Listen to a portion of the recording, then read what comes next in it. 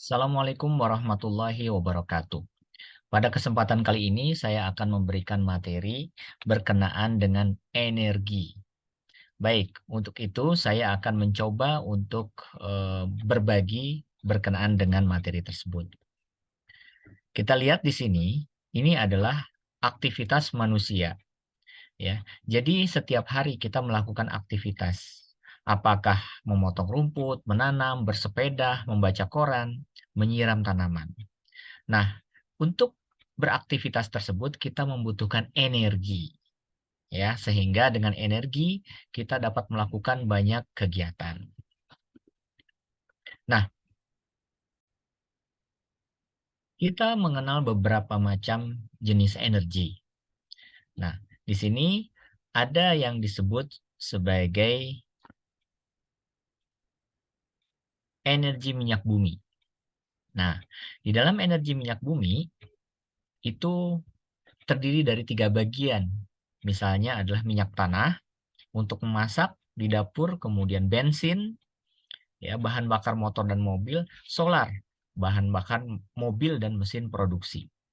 Nah, Anda lihat di sini di gambar nomor 2 itu adalah contoh penggunaan energi dari minyak bumi. Di sini orang tersebut sedang mengisi bahan bakar untuk motor. Nah, itu yang pertama adalah energi dari minyak bumi. Kemudian yang kedua, energi non minyak bumi. Energi non minyak bumi itu apa saja? Yang pertama adalah cahaya matahari, kemudian yang kedua angin, yang ketiga air, yang keempat gelombang laut, yang kelima bahan bakar bio. Nah, cahaya matahari dapat digunakan untuk membangkitkan tenaga listrik, ya. Nah, sekarang banyak mobil-mobil yang diproduksi atau yang dibuat oleh mahasiswa di beberapa perguruan tinggi dengan menggunakan cahaya matahari.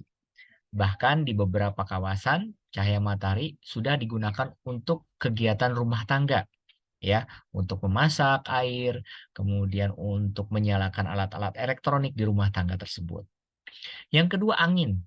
Nah, seperti Anda lihat di sini di gambar 4, angin bisa juga dimanfaatkan untuk menggerakkan perahu layar atau bahkan kincir angin. Nah, seperti yang Anda lihat di sini, angin dipergunakan untuk konsumsi energi rumah tangga, ya. Kemudian yang berikutnya yaitu air, ya. Jadi air deras itu merupakan sumber energi seperti Anda lihat di sini. Sekarang kita mengenal adanya pembangkit listrik tenaga air. Nah, di sini kincir air ini bisa digunakan, dihubungkan dengan generator sehingga dapat menjadi pembangkit listrik tenaga air. Nah, jadi air deras merupakan sumber energi, ya. Energi air dimanfaatkan sebagai pembeli PLTA kalau di Indonesia, ya, pembangkit listrik tenaga air. Kemudian berikutnya adalah bahan bakar bio, ya. Bahan bakar berasal dari tumbuhan maupun hewan. Ya, bahan bakar bio yang kita kenal saat ini mungkin banyak berasal dari kelapa sawit, ya. Jadi di Indonesia ini banyak kelapa sawit, kemudian dari pohon jarak, kemudian bunga matahari. Nah, hewan juga bisa menghasilkan biogas yang diproduksi dari kotoran hewan tersebut. Ya, bahkan di negara seperti di Amerika bagian selatan itu banyak digunakan bahan bakar bio ini untuk kebutuhan listrik di rumah tangga. Nah, jadi kotoran hewan tersebut, ya, dapat diuraikan dengan bantuan bakteri. Nah, gas yang dihasilkan bisa digunakan sebagai sumber energi panas, ya, pada kompor. Ya, bisa juga untuk energi panas pada kompor sehingga bisa digunakan untuk memasak. Nah, itulah bahan bakar yang kita kenal, yaitu jadi bahan bakar energi dari minyak bumi dan energi non minyak bumi. Nah, tahukah Anda bahwa ternyata energi itu bisa berubah? Nah, saya akan memberikan contoh. Anda akan melihat dua gambar ini. Yang Anda lihat di sini adalah setrika dan radio. Nah, kedua-duanya menggunakan energi listrik. Jadi, kedua gambar ini adalah contoh perubahan energi. Ya, setrika itu merubah energi listrik menjadi energi panas sehingga Anda dapat merapikan baju Anda, ya. Sementara bagaimana dengan radio? Radio itu mengubah energi listrik menjadi energi suara. Nah, kemudian kita tahu bahwa energi dapat berubah bentuk, ya. Jadi dalam kehidupan sehari-hari itu kita tidak pernah lepas pokoknya dari energi. Nah, perubahan bentuk tersebut bisa jadi berubah menjadi energi bunyi, kemudian energi panas, bisa juga energi listrik, ya. Nah, jadi sebenarnya ketiga bentuk ini itu adalah ketiga jenis bentuk energi. Nah, dari bentuk-bentuk energi di atas itu dapat berubah ya, seperti energi listrik ya, menjadi energi panas. Contohnya setrika yang tadi ya. Ada lagi yang lain seperti oven, bahkan sekarang banyak menggunakan kompor listrik. Nah, itu mengubah energi listrik menjadi energi panas. Kemudian energi listrik berubah menjadi energi gerak. Contohnya adalah kipas angin. Ya, jadi kipas dapat berputar itu karena apa? Karena ada perubahan energi. Kemudian blender. Ya, Anda membuat jus menggunakan blender itu energi listrik menjadi energi gerak. Ya, kemudian ada lagi. Contohnya energi gerak menjadi energi bunyi. Ya, misalkan Anda bertepuk tangan, ya, atau Anda memukul drum. Ya, pada saat Anda bergerak memukul drum, maka akan muncul bunyi-bunyian. Nah, itulah perubahan bentuk pada energi. Baik, kita bahas berkenaan dengan jenis-jenis energi tersebut. Yang pertama, kita belajar berkenaan dengan energi bunyi, ya, berkenaan dengan suara. Jadi, bunyi tersebut itu dihasilkan dari getaran. Jadi, semua hal yang bergetar otomatis akan menghasilkan bunyi. Nah, kita dapat mengatakan bahwa itu berbunyi lewat panca indera kita, yaitu telinga. Nah, sumber bunyi itu banyak. Ya, pokoknya asal muasal getaran itulah yang disebut sebagai sumber bunyi.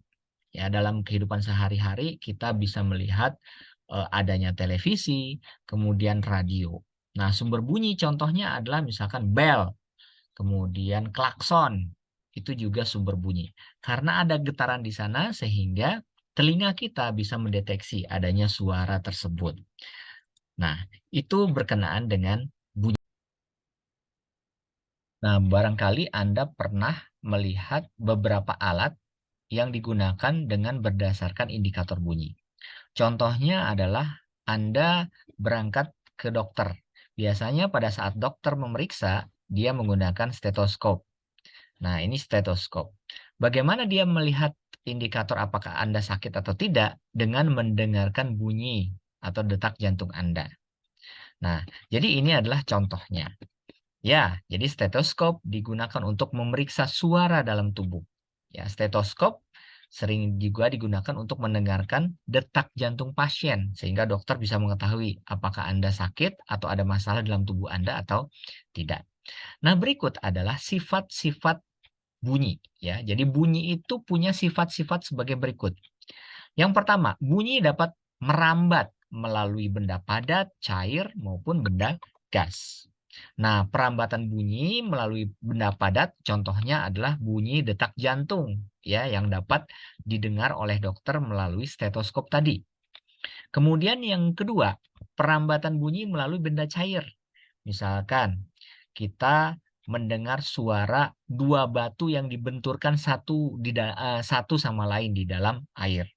Atau bunyi ikan lumba-lumba atau ikan paus berkomunikasi. Nah, itu mereka merambat lewat air. Atau bunyi sonar ya untuk kapal selam. Kemudian yang ketiga, perambatan bunyi bisa juga lewat gas. Contohnya kita mendengar suara petir pada saat hujan. Nah, itu juga lewat gas. Baik, berikutnya adalah bunyi ternyata itu juga dapat diserap ya. Bunyi dapat diserap atau diredam dengan menggunakan benda lentur. Ya, misalkan studio musik Ya, kalau tidak ada alat penyerap, otomatis dia akan mengganggu orang yang ada di sekitarnya, mengganggu tetangga. Oleh sebab itu, studio musik biasanya dindingnya dilapisi oleh busa atau wall, sehingga suara yang keluar dari benda-benda musik yang keras tersebut tidak keluar. Jadi bunyi dapat diserap, ya. Atau misalkan Anda pada saat nonton ke bioskop, ya, pada saat Anda nonton itu kan suaranya besar sekali. Apakah suaranya keluar dari studio bioskop tersebut? Tidak. Jadi bunyi tersebut diserap sehingga tidak keluar. Kemudian bunyi juga dapat dipantulkan. Ya, misalkan kita ingin melihat kedalaman laut. Nah, untuk mengukur kedalaman laut itu biasanya orang menggunakan teknologi dengan memantulkan bunyi. Ya. Kemudian juga mengukur panjang lorong goa. Itu juga menggunakan pantulan bunyi. Nah, jadi sifat bunyi yang pertama adalah dapat merambat, yang kedua adalah dapat diserap, kemudian yang ketiga itu bunyi itu dapat dipantulkan. Nah, kita dibekali Allah dengan telinga, ya, sehingga kita dapat mendengarkan bunyi-bunyian. Apabila bunyi itu getarannya itu terlalu besar, maka apa yang kita dengarkan itu nyaman. Tetapi kalau misalkan getarannya itu terlalu keras, maka akan mengganggu telinga kita. Nah, eh, tahukah Anda bahwa ada yang disebut sebagai amplitudo, ya. Jadi intinya gini, getaran itu akan merambat ke segala arah sebagai gelombang. Ya, semakin jauh dari sumber bunyi, maka bunyi itu akan terdengar semakin lemah. Tetapi semakin dekat Anda kepada sumber bunyi, maka bunyi akan terdengar semakin kuat. Nah, jadi amplitudo itu adalah simpangan terjauh dari kedudukan kesetimbangan. Ya. Nah, apa itu kedudukan kesetimbangan? Kedudukan kesetimbangan itu adalah kedudukan benda pada saat tidak bergetar. Jadi posisi benda pada saat dia tidak bergetar. Kemudian ada juga yang namanya frekuensi. Apa itu frekuensi? Adalah banyaknya getaran yang terjadi dalam 1 detik. Ya, jadi dalam 1 detik itu ada berapa getaran yang terjadi. Nah, satuan getaran itu biasanya disebut sebagai hertz atau 1/second. Ya. Nah, bunyi yang frekuensinya teratur itu biasa disebut sebagai nada. Ya, sehingga Anda bisa mendengarkan musik, itu kan frekuensinya teratur. Nah, sedangkan bunyi yang frekuensinya tidak teratur, ya, misalnya ya, contohnya misalkan desahan, ya itu memang tidak nyaman untuk didengarkan. Nah, ini terkait dengan bunyi tersebut. Nah, jadi telinga manusia itu bisa mendengar ya dengan baik. Cuman ada kapasitasnya, ada keterbatasannya. Telinga kita hanya bisa mendengar antara 20 sampai 20 ribu hertz. Ya, ya. Jadi kalau misalkan kita bisa mendengar sesuatu, harus berada pada frekuensi tersebut. Nah, frekuensi di mana kita bisa mendengar disebut sebagai audiosonic. Ya. Nah, kalau sekiranya frekuensinya kurang dari 20 Hz, itu yang disebut dengan infrasonik. Nah, hewan adalah makhluk hidup yang dapat mendengar suara infrasonik yang di bawah 20 Hz. Ya, contohnya apa? Misalkan burung, merpati, gajah, ikan paus, kuda nil, banyak badak, jerapah dan jangkrik itu bisa mendengar frekuensi di bawah 20 Hz. Nah, sementara itu bunyi yang getarannya lebih dari 20.000 Hz itu disebut sebagai ultrasonik. Ya. Jadi hewan yang mendengar bunyi ultrasonik antara lain apa? Ikan lumba-lumba, kemudian kelelawar, kucing dan anjing. Jadi ada 3 ya. Ada yang antara 20 sampai 20 ribu Hz itu yang disebut dengan audiosonik. Ada yang di bawah 20 Hz itu yang disebut sebagai infrasonik, dan ada yang di atas 20 ribu Hz yang disebut sebagai ultrasonik. Nah, jadi contohnya kucing. Kucing itu dia hebat ya, dia mampu mendengar di atas 20 Hz. Berarti dia memiliki kemampuan ultrasonik. Nah, jadi di dalam tubuh kita itu ada telinga. Jadi telinga itu hanya mampu mendengarkan antara 20 sampai 20 ribu hertz atau audiosonik.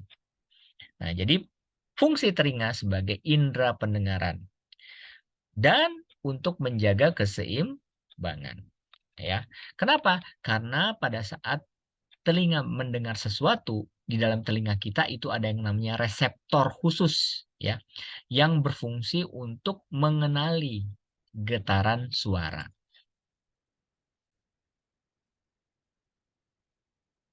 Nah, lalu apa syarat-syaratnya supaya bisa terjadi bunyi? Yang pertama, ada sumber bunyi yang bergetar. Coba aja Anda petik gitar, dia akan bergetar, akan menghasilkan bunyi. Misalkan lonceng, kalau diam, kalau Anda pukul, dia akan bergetar, maka akan menghasilkan bunyi. Yang pertama ada getaran. Yang kedua, ada zat perantara tempat bunyi merambat. Tadi saya sudah menjelaskan, bisa berupa udara, bisa berupa dinding, bisa berupa kayu. Kemudian yang ketiga, ada penerima bunyi, yaitu telinga. Nah, jadi ketiga hal ini adalah penyebab kenapa kita bisa mendengar bunyi tersebut. Kalau misalkan kita tidak bisa mendengar, otomatis kita harus pergi ke dokter. Ya, ada dokter namanya dokter THT, spesialis telinga, hidung, dan tenggorokan. Berarti kan ada masalah dengan telinga kita. Nah, bunyi dapat terdengar jika ada sumber bunyi yang bergetar. Ya, telinga yang dapat mendengar dan benda yang dapat menghantarkan bunyi ke telinga tersebut. Oke? Baik. Nah, oleh sebab itu kita harus menjaga kesehatan telinga. Nah, bagaimana cara kita menjaga kesehatan telinga? Ada beberapa cara. Yang pertama, bersihkan telinga secara teratur. Ya, lakukan dengan hati-hati dengan menggunakan kapas. Ya, jangan terburu-buru, jangan sampai merobek gendang telinga kita. Kemudian yang kedua, usahakan telinga itu selalu berada dalam keadaan kering. Coba aja Anda misalkan berenang, menyelam, ada air yang masuk. Itu pada saat kita ke darat tidak nyaman. Berarti ada yang masuk airnya. Otomatis kita harus mengeluarkan air tersebut. Ya, jika telinga bagian luar basah, segera keringkan dengan kain halus supaya tidak masuk airnya ke dalam bagian dalam. Yang kedua, kemudian yang ketiga adalah hindari suara yang terlalu keras. Ya, misalkan suara mesin yang bising. Jika berada di tempat yang bersuara keras, tutuplah telinga Anda dengan menggunakan earplugs atau earmuff. Nah, lalu kita bisa tahu itu seperti apa sih telinga kita. Nah, di sini saya akan mencoba membagi kepada Anda berkenaan dengan gambar daripada telinga kita. Nah, ini adalah bagian-bagian telinga, ya. Jadi, ini bagian telinga luar.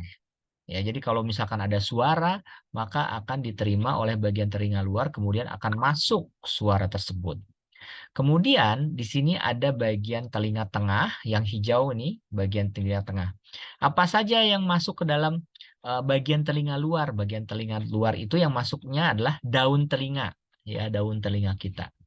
Kemudian suara itu ditransfer ya dari daun telinga masuk ke telinga bagian tengah. Nah, telinga bagian tengah itu apa saja? Yaitu saluran telinga luar. Nah, ini salurannya ya, di mana suara tersebut disalurkan ke sini. Kemudian ada juga yang disebut dengan maleus. Nah, ini maleus. Ini masuk ke dalam bagian telinga tengah. Ya, kemudian ada juga sebagian nih yang disebut sebagai gendang telinga. Nah, inilah gendang telinga. Jadi pada saat Anda membersihkan telinga Anda, jangan sampai ini Anda menusuk-nusuk gendang telinga dengan kapas Anda, misalkan. Nah, otomatis ini kita harus menjaga pelan-pelan. Kemudian ada telinga bagian dalam. Ya, makanya di dalam ada telinga bagian dalam. Di sini ada beberapa bagian. Yang pertama adalah saluran tengah lingkaran. Ini. Kemudian saraf vestibular. Kemudian di sini ada saraf ruang siput. Nah, ini yang disebut sebagai ruang siput telinga itu. Kemudian di sini ini ada yang disebut dengan stapes, ya, stapes, yaitu terhubung jendela oval. Dan di sini itu ada yang disebut dengan saluran eustasia. Nah, jadi inilah bagian-bagian telinga manusia. Berikutnya, kita bahas energi yang berikutnya yaitu energi cahaya. Nah, kita sering melihat cahaya, ya, cahaya matahari, ya. Nah, di dalam cahaya itu ada beberapa sifat, ya. Yang pertama, sifat cahaya itu dapat merambat lurus. Kemudian cahaya itu bisa dipantulkan, ya, sehingga Anda melihat pantulan gambar Anda di kaca. Kemudian cahaya dapat menembus benda bening. Kemudian berikutnya cahaya dapat dibiaskan dan cahaya juga dapat diuraikan. Nah, contohnya ya, misalkan Anda di rumah itu Anda melihat jendela kaca bening. Nah, saat cahaya matahari bersinar terang, amatilah apa yang akan terjadi. Ya, kemudian cahaya matahari juga bisa masuk ke dalam rumah melalui lubang angin ke atas jendela rumah Anda. Nah, makanya cahaya tersebut dapat menembus. Ya, kemudian pada saat kita tutup, otomatis cahaya terhalang. Nah, otomatis pada saat cahaya terhalang, Anda tidak bisa melihat lagi cahaya tersebut. Nah, berarti cahaya tersebut juga dapat kita halangi.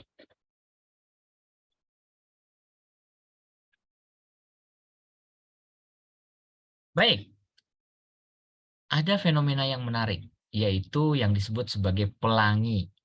Ya, jadi Anda tentunya sudah pernah melihat pelangi. Tahukah Anda apa itu pelangi? Nah, pelangi itu terjadi karena pembiasan cahaya. Cahaya matahari melewati sebuah tetes hujan akan dibiaskan melewatinya. Jadi proses pembiasan ini memisahkan cahaya putih menjadi warna spektrum. Ya, warna spektrum merah, jingga, kuning, hijau, biru, nila, ungu dan sering diangkat sebagai mejikunhibinium. Ya.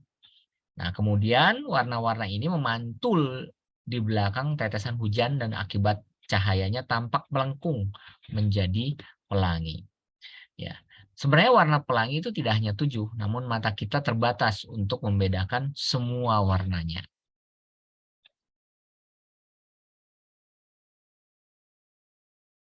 Baik, tadi saya menjelaskan tentang pembiasan, ya. Nah, otomatis apa itu pembiasan? Nah, pada prakteknya apabila Anda memasukkan sedotan ke dalam gelas, itu terlihat seperti gelas tersebut, sedotan tersebut melengkung gitu ya, atau bengkok. Nah, ini terjadi karena pembiasan, ya. Baik, kita bisa melihat cahaya tersebut karena kita memiliki mata, panca indera kita. Nah, mata berfungsi untuk melihat cahaya tersebut. Nah, kita bisa melihat sesuatu benda karena ada cahaya yang diserap oleh benda tersebut sehingga dipantulkan lewat mata kita. Makanya kita bisa melihat benda-benda. Tapi kalau misalkan di dalam ruangan gelap tidak ada cahaya, otomatis kita tidak bisa melihat sesuatu. Baik, kita pelajari panca indera berkenaan dengan mata. Mata itu ada dua, ada mata bagian luar, kemudian ada mata bagian dalam. Mata bagian luar itu eh, seperti misalkan kelopak mata, alis mata. Ya, ini kelopak mata atas, kemudian ada juga kelenjar mata air, ya, kemudian kelopak mata bawah. Nah, kemudian ada mata bagian dalam, ya. Oh sorry, ini mata bagian luar ya. Mata bagian luar itu ada pupil. Nah ini, kemudian ada iris, ini yang kalau orang Indonesia kebanyakan berwarna coklat ya, atau berwarna hitam. Kemudian ada sklera, ini yang bagian putih mata itu sklera namanya. Kemudian ada konjungtiva. Konjungtiva ini bagian bawah seperti ini. Ya. Kemudian ada kornea. Nah, ini kornea. Itu bagian mata luar. Lalu bagaimana bagian mata dalam? Bagian mata dalam itu ada di dalam sini. Itu ada yang namanya makula, kemudian ada yang namanya fovea atau point of central focus, kemudian ada yang namanya bintik buta, kemudian ada yang namanya serat optik, dan ada yang namanya retina. Nah, di sini ada yang disebut dengan vitreous humor. Oke, ini bagian mata dalam. Kita akan membahas apa saja sih fungsi-fungsi bagian mata tersebut, ya.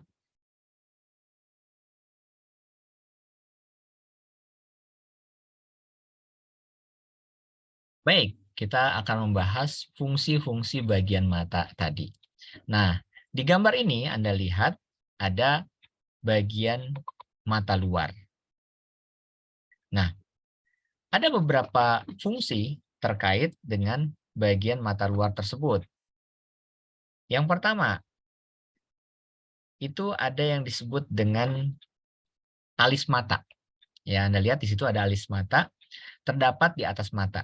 Nah, berfungsi untuk mencegah masuknya keringat ke dalam mata, atau juga untuk mencegah debu ke dalam mata. Sehingga kadang-kadang Anda suka kelilipan ya. Nah, itu fungsi alis mata. Kemudian yang kedua, Anda lihat di situ ada yang namanya kelopak mata.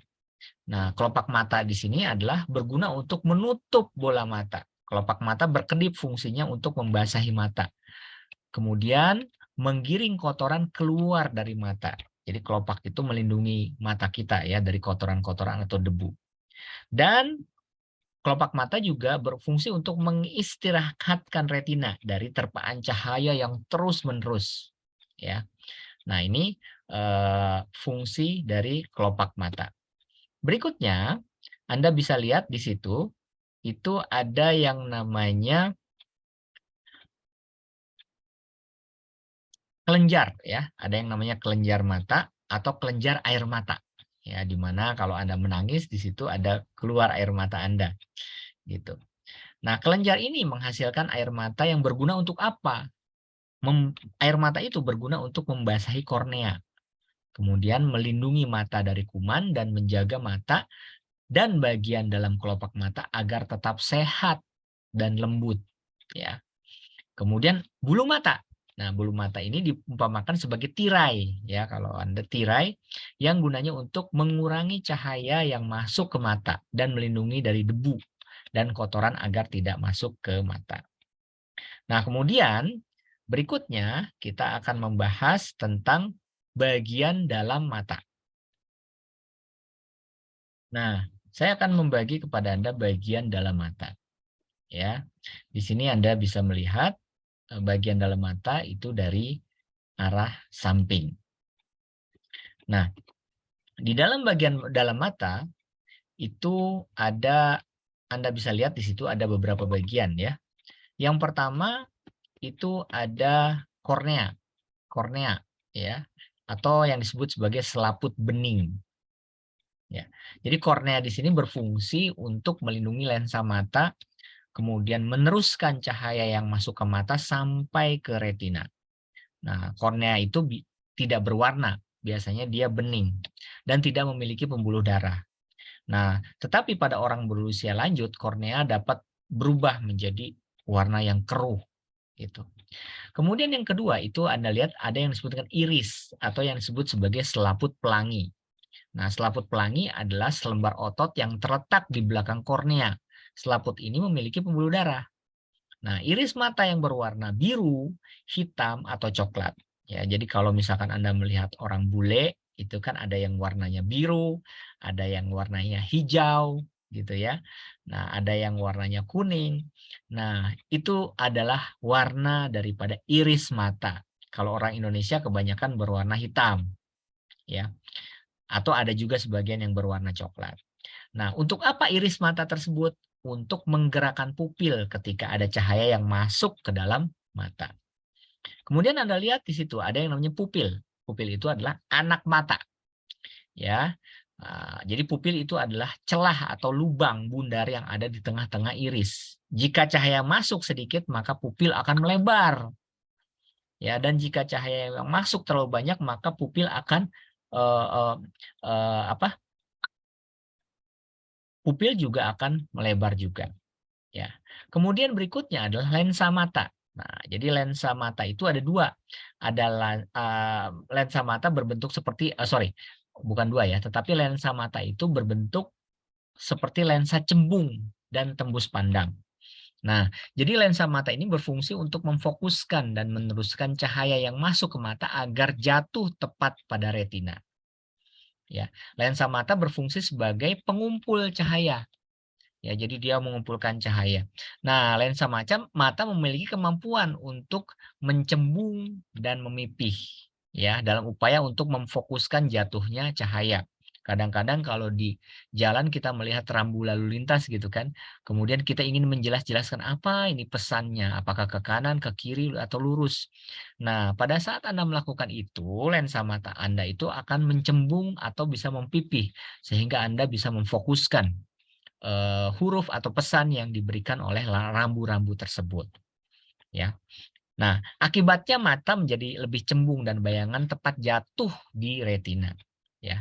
Nah, sedangkan pada saat Anda mengamati benda-benda yang jauh, mata kita tidak berakomodasi sehingga lensa mata berbentuk pipih, ya. Makanya dia bisa mencembung, bisa juga dalam berbentuk pipih. Karena kadang-kadang kita ingin memfokuskan sesuatu yang dekat atau memfokuskan sesuatu informasi yang jauh dari posisi kita.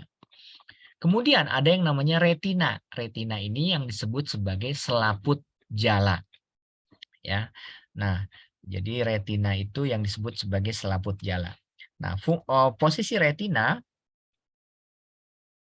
ini di sini nih, yang berwarna kuning.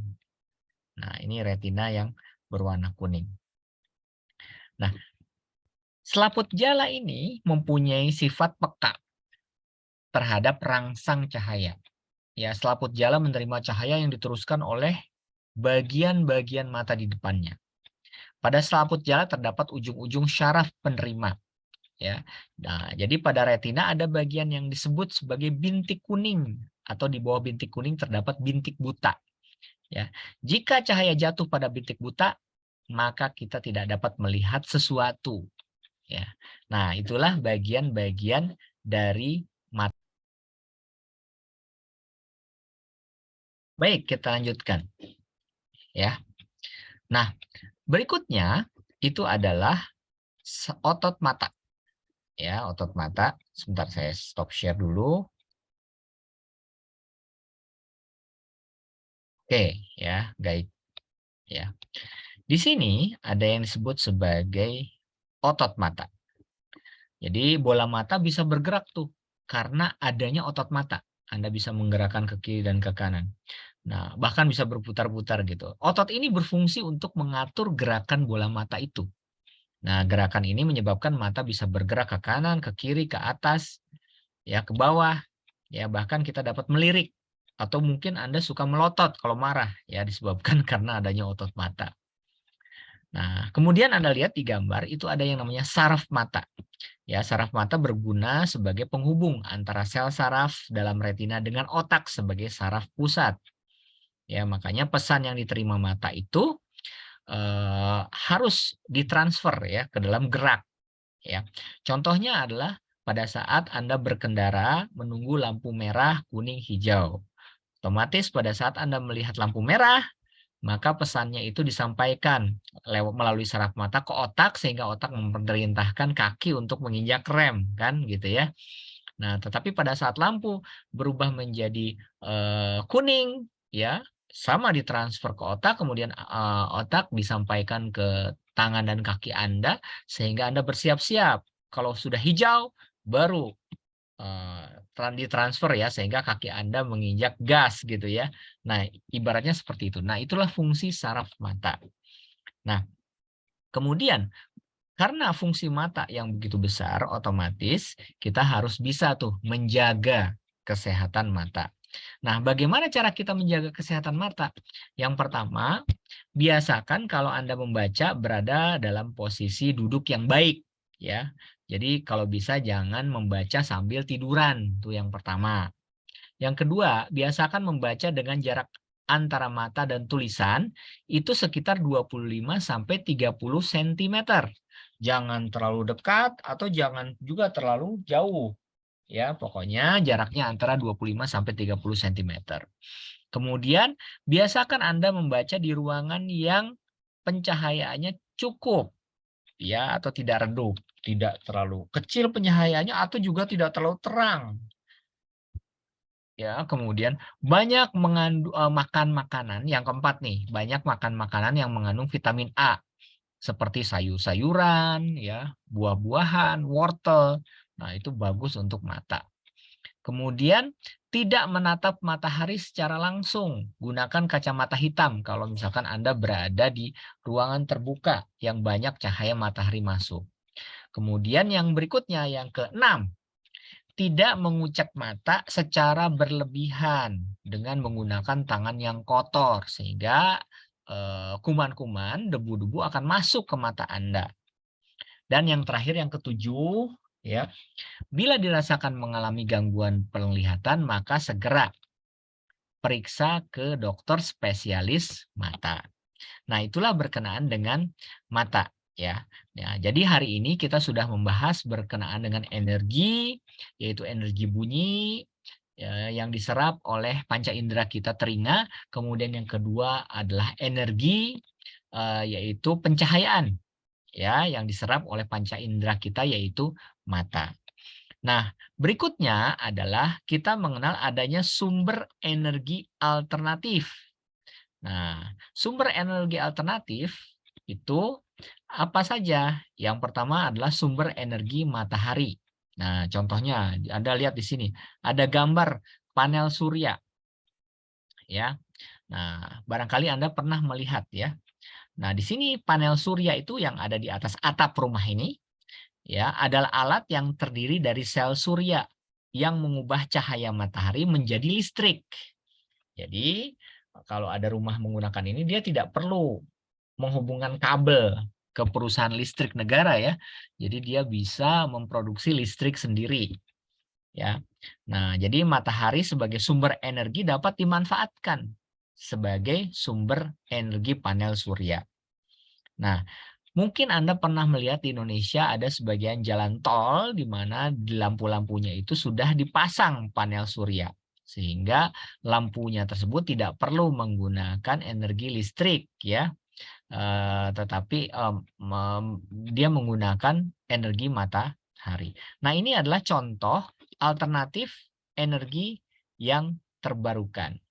Kemudian energi matahari ini merupakan yang terbesar bagi bumi, ya. Dapat berupa energi panas, kemudian dapat berupa energi cahaya, ya. Keduanya dapat langsung kita manfaatkan untuk kebutuhan sehari-hari, untuk memasak, ya, kemudian untuk menonton TV misalkan, untuk mendengarkan radio.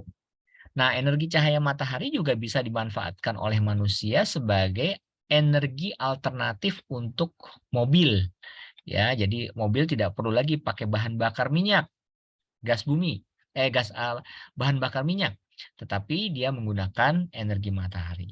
Energi alternatif yang lain adalah energi angin, ya.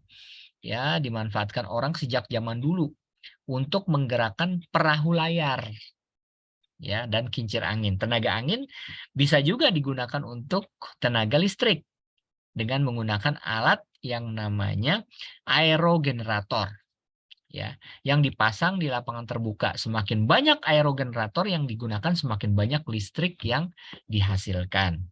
Nah, itulah energi alternatif. Tapi ada juga yang lain seperti energi alternatif, energi gelombang.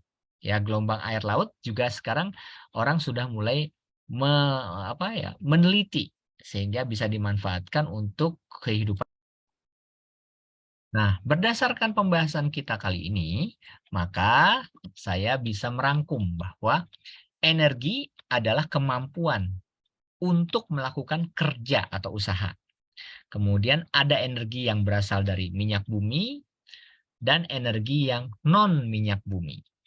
Ya, energi yang non minyak bumi bisa dijadikan sebagai alternatif yang tidak akan habis. Contohnya tadi energi angin, energi tata surya, kemudian yang berikutnya itu adalah biogas misalkan. Nah, energi dapat berubah bentuk, ya. Misalkan energi listrik menjadi energi panas, setrikaan. Energi listrik menjadi energi gerak. Kemudian energi gerak menjadi energi bunyi, ya. Nah, kemudian bunyi dihasilkan oleh benda yang bergetar Semua getaran benda yang dapat menghasilkan bunyi disebut sebagai sumber bunyi. Nah, bunyi memiliki banyak sifat, yaitu sifatnya adalah ada 3 sifat bunyi. Yang pertama adalah merambat, kemudian yang kedua adalah diserap, dan yang ketiga adalah dipantulkan. Ya. Nah, kemudian bagaimana cara kita menghemat energi? Ya. Tahukah Anda bagaimana cara kita menghemat energi? Yang pertama adalah pakailah lampu yang hemat energi ya. Yang kedua, matikan alat listrik yang tidak dipakai. Kemudian yang ketiga, gunakan energi listrik yang lebih efisien. Yang keempat, ikuti syarat penggunaan alat listrik secara hemat. Yang kelima, pilih alat elektronik yang memiliki fitur yang hemat energi. Yang keenam, buka jendela dan gorden setiap hari.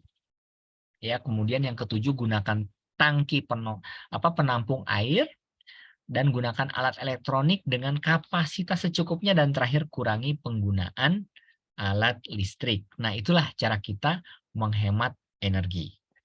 Baik, hari ini cukup materi kita tentang energi. Terima kasih sudah bergabung dengan kami. Assalamualaikum warahmatullahi wabarakatuh.